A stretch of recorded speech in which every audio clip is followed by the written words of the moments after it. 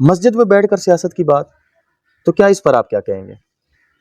یہ والی جو بات ہے نا، یہ ہمیں بہت زیادہ سننے میں ملتی ہے. جی بالکل یہ اعتراض ہے، اور یہ بڑا بالخصوص جماعت اسلامی والوں کو. جی کیونکہ جماعت اسلامی والوں کے نزدیک ممبر اور مسجد کا ممبر اور قومی اسمبلی کی سیٹ اس میں کوئی خاص فرق نہیں ہے، بلکہ ہمارے ہاں یہ اگر امامت ہے، امامت صغریٰ ہے، ایک تو مسجد میں ایک جماعت کی امامت کرانا، ایک صف کی یا 8-10 صفوں کی امامت کرانا، یہ اگر امامت ہے تو یہ امامت صغریٰ ہے.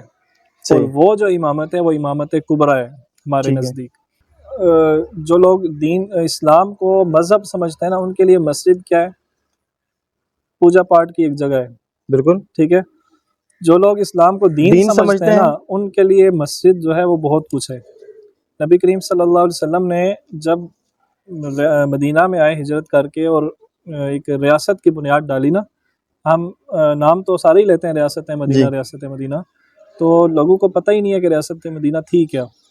تو نبی صلی اللہ علیہ وسلم نے جب ریاست کی بنیاد ڈالی تو مسجد نبوی جو ہے وہ کیا تھا؟ وہ محض ایک عبادت کی جگہ نہیں تھی، وہ عبادت کی جگہ بھی تھی، وہ وہاں پہ اصحاب صفہ بھی تھے، وہ اسکول بھی تھا، وہ مدرسہ بھی تھا.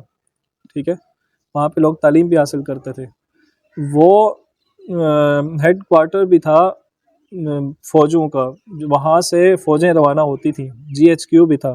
صحیح. ٹھیک ہے. اچھا، وہ جو ہے وہ ایوان صدر بھی تھا. نبی صلی اللہ علیہ وسلم کی رہائش بھی وہاں تھی. مسجد کے ساتھ متصل حجرہ تھا اور اس کا دروازہ مسجد میں ہی کھلتا تھا. ٹھیک ہے. اچھا، وہ بیت المال بھی تھا. جو مال غنیمت اکٹھا ہوتا، جو زکوٰۃ وغیرہ اکٹھی ہوتی، وہیں پہ اس کو جمع کیا جاتا تھا، ذخیرہ وہیں کیا جاتا مسجد میں. جی.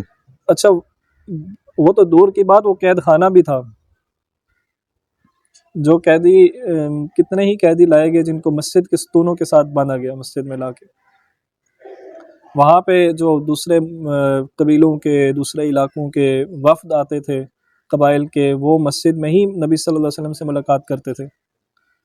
کیا کیا آپ کو میں گنواؤں کہ وہ جو لوگ کہتے ہیں کہ مسجد میں سیاست کی بات کر دی ہے، تو ان کے سامنے اگر مسجد نبوی کا یہ نقشہ رکھا جائے تو وہ کیا کہیں گے؟